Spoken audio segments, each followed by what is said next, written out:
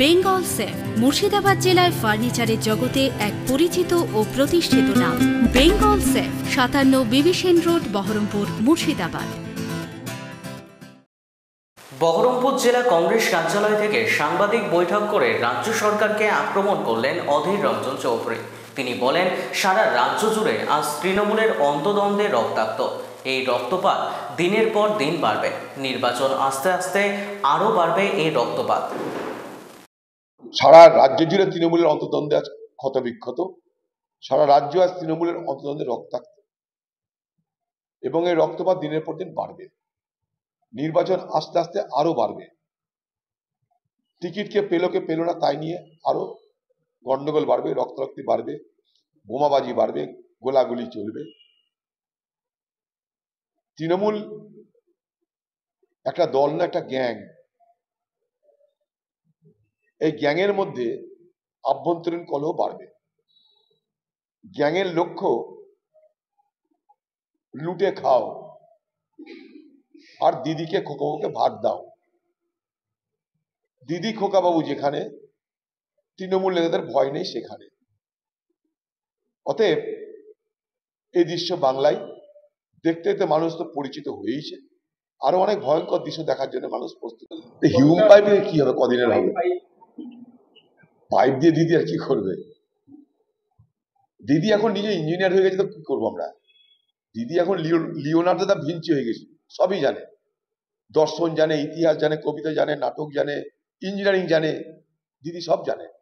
তাই Hume pipe দিয়ে সব ব্যবস্থা করে নিল। ইঞ্জিনিয়ার কি কেউ বলছে? আরে বাংলায় সব ব্রিজ ভেঙে পড়বে কোনো তার গ্যারান্টি নাই। মুর্শিদাবাদে তো ব্রিজগুলোর হাল বেহাল হয়ে গেছে, কোনটা কবে ভাঙবে তার ঠিক নাই। রাস্তা সংস্কার হয় না, রাস্তা তৈরি হয় না। রাস্তা যে তৈরি হয় সেগুলো বিলো কোয়ালিটির রাস্তা, ওজন নেওয়ার ক্ষমতা নাই, ভেঙে চুরমার হয়ে যাচ্ছে গোটা বাংলা। আজকে যে রাস্তায় 40 টন গাড়ি যাওয়ার কথা সেখানে 100 টন যাচ্ছে, খালি ঘুষ দিয়ে, ব্যাস। দিদি এখন পাইপ লাগিয়ে কি করবে জানি না। আচ্ছা, মুসলমানরা কি বিদেশি কেউ যে মুসলমানদের হাতে চিন্তা করতে হবে, এত দয়া দেখাতে হবে? মহারাজ, সাধু, সন্তকে সব মুসলমানদের জন্য দয়া দেখাতে হচ্ছে কেন? মুসলমান এদেশের নাগরিক।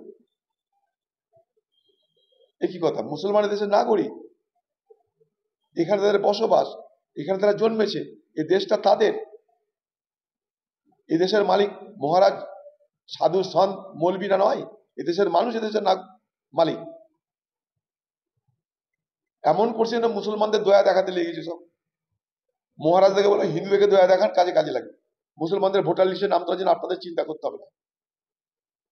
একটা মুসলমানের ভোটার লিস্টের নাম বাদ যাবে না যদি তারা বৈধ ভোটার হয়, তেমনি একটা হিন্দুরও ভোটার লিস্টের নাম বাদ যাবে না যদি তারা বৈধ হয়।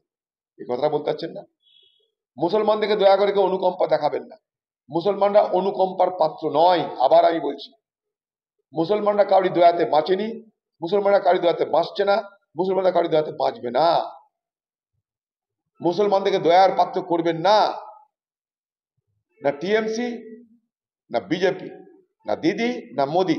মুসলমানরা কাউকে ভয় করে না, মুসলমানদের দয়ার পাত্র করবেন না, মুসলমানদের ওই অনুকম্পার পাত্র করবেন না। বরং হিন্দু যারা পিছিয়ে পড়া মানুষ, তাদের কটা ভোটার লিস্ট থেকে বাদ গেল, মহারাজা সেগুলো দেখলে কাজের কাজ হবে। বেঙ্গল সেফ মুর্শিদাবাদ জেলায় ফার্নিচারের জগতে এক পরিচিত ও প্রতিষ্ঠিত নাম। বেঙ্গল সেফ 57 বিবি সেন রোড, বহরমপুর, মুর্শিদাবাদ।